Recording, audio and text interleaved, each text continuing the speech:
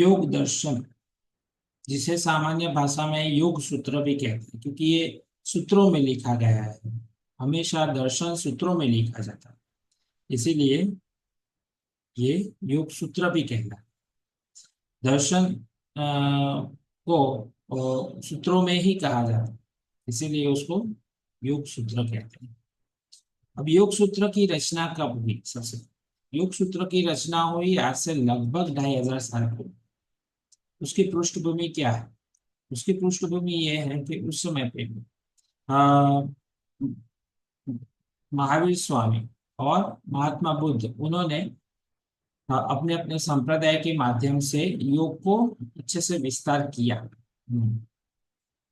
योग की साधना पद्धति जो पहले से ही प्रचलित थी, उसे और बल मिला, और बल मिलते हुए वो जो समय था वो क्लासिकल पीरियड कहलाने लगा। जो आज के समय में हम उसे क्लासिकल पीरियड कहते हैं, तो वो समय योग का समय कहलाए,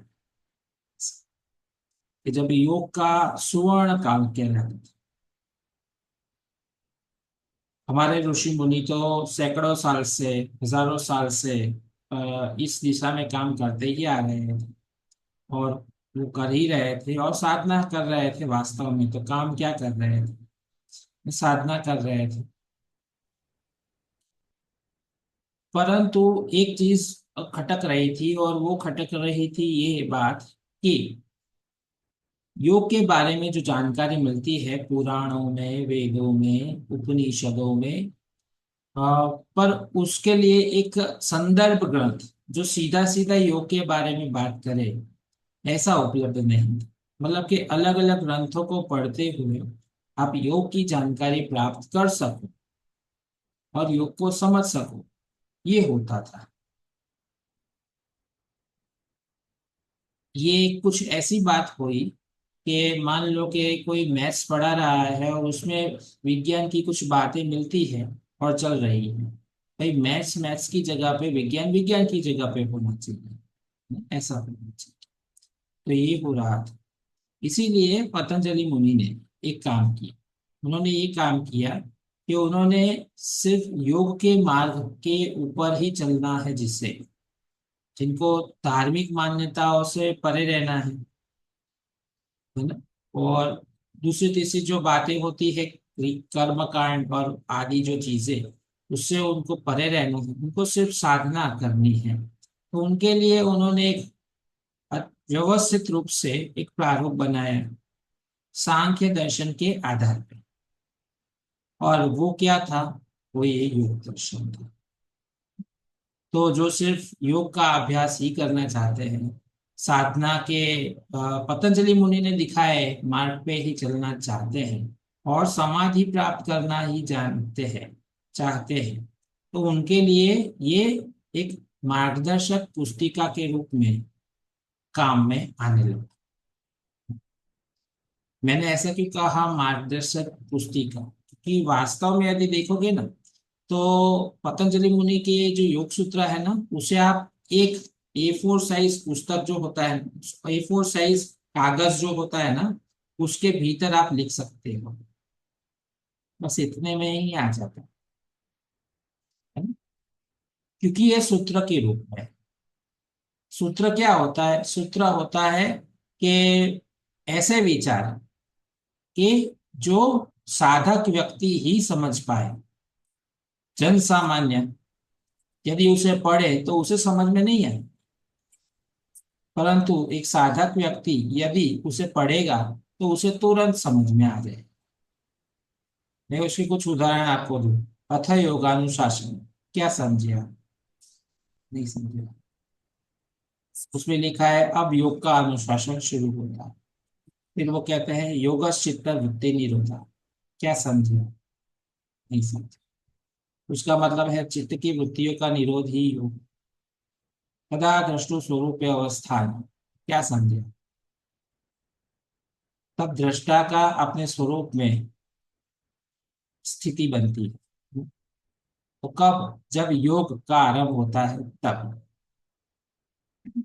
तो ये बातें कैसी है? एक साधक ही समझ सकता है, एक ज्ञानी ही समझ सकता है, कोई ऐसा ही कोई व्यक्ति बस मैं योग दर्शन पढ़ लूं और जान लूं, ये नहीं हो सकता। पुराण के ग्रंथों में हो सकता है। पुराण के ग्रंथों को खोलो, पढ़ना शुरू करो, समझ जाओ। कहानियां दृष्टांत के रूप में सारी बातें मिलेगी, समझने लगोगे, दूसरों को समझाने भी लगोगे। इसमें कोई बड़ी बात नहीं है। उपनिषद थोड़ा सा पुराणों से कठिन है, तो फिर भी उसे भी आप पढ़ोगे और समझोगे और कहना शुरू कर दोगे। पर ये जो दर्शन के जो ग्रंथ होते हैं ना, ये ज्ञानी लोगों का विषय है और साधक लोगों का विषय। जो ज्ञानी है और जो साधक है, वो ही उस विषय को समझ सकते। वेद भी ऐसा ही है। तो इसीलिए जन सामान्य में उसकी जो आज के समय में हम रीच कहते हैं, है ना, पहुंच जो होती है, वो उसकी कम होती है। ये वो लोग पढ़ा करते हैं कि जो लोग ज्ञान के अनुयायी है और जो लोग साधना के अनुयायी है। पतंजलि मुनि ने इस प्रकार से योग दर्शन की रचना की। फिर तो क्या था, फिर तो बहुत ही अच्छा हो गया कि जिसको सिर्फ योग के मार्ग पे का ही अवलंबन लेना है और आगे बढ़ना है, वो और दूसरी तीसरी चीजों को छोड़ के सिर्फ योग दर्शन को पढ़ लेता था और उस मार्ग पे आगे निकलने लगता था। आसान हो गया ना। जैसे कि कोई भी लेखक होता है ना, वो चीज विस्तृत चीज कोई होती है, उस विस्तृत चीज में से कुछ कंपाइल करके कुछ चीजें बनाता है और वो सरल स्वरूप में किसी के सामने प्रस्तुत करता है, तो वो विषय आसान हो जाता है ना। फिर क्या होता है, सब लोग उस आधार पे आपकी नाव चलाने लगते हैं, नाव चल पड़ी। इसी प्रकार से उन्होंने किया। और उनके उस योग दर्शन के का आधार क्या था?